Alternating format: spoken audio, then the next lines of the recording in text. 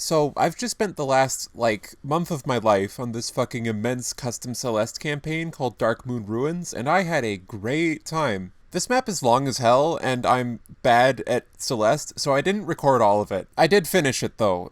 This is me playing the last screen. Darkmoon Ruins is the easiest map on the Celeste hardest maps clear list, which means that my name is now immortalized on a spreadsheet along with 86 other people who cleared the map before me. It was actually pretty fun, for the most part. It's a whole campaign instead of a short mega gauntlet, so it actually has a pretty nice and natural difficulty curve. I would cautiously recommend it, even to people who are going into it with the understanding that they'll be in too deep at some point, probably checkpoint 4 or 5.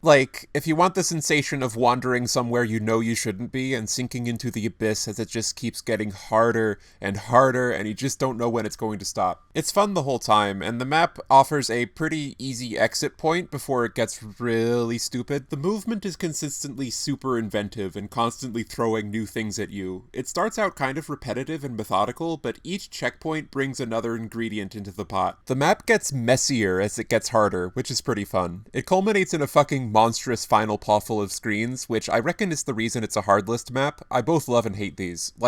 Of course I am charmed by how buck wild it gets, but every screen has at least one really annoying inconsistent part. I really recommend breaking out the speedrun tool and using save states to practice rooms before you try clearing them, because there are several moments that you just won't be able to figure out without being able to try it over and over again, especially parts involving supersonic blocks booting you around. The map is full of invisible jump-throughs to make certain tricks more lenient, which gives the map a pervasive quality of being a little easier than it looks. Doing wall bounces from high sideways velocity is actually fun now, etc. Although, some of these corner kicks do feel like you're just jumping off a little invisible board, which is what you're doing, but I wish they were visible here. There's some things the modders don't have access to though, they can't have buffered jumps off of moving blocks give you momentum, so there's still rooms like this one where you have to gain speed from this moving block 10 times, and all those jumps have to be pressed right after you touch it. This screen in particular made me wonder if there's some hardware limitations I need to remedy before I continue on to harder maps. A normal laptop keyboard might not be precise enough to consistently press keys on particular frames. Speaking of which, Darkmoon Ruins is my first hard list clear, and the question is, as always, do I keep going?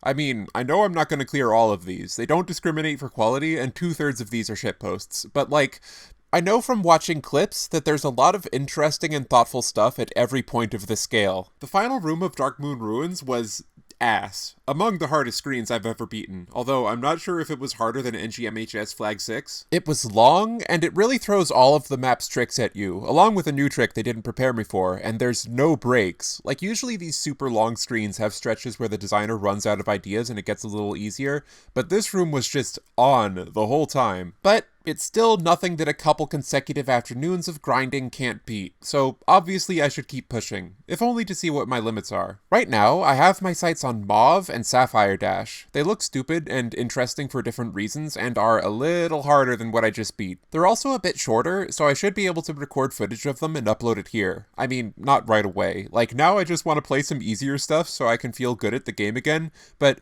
my hard list journey isn't over yet. Thanks for watching.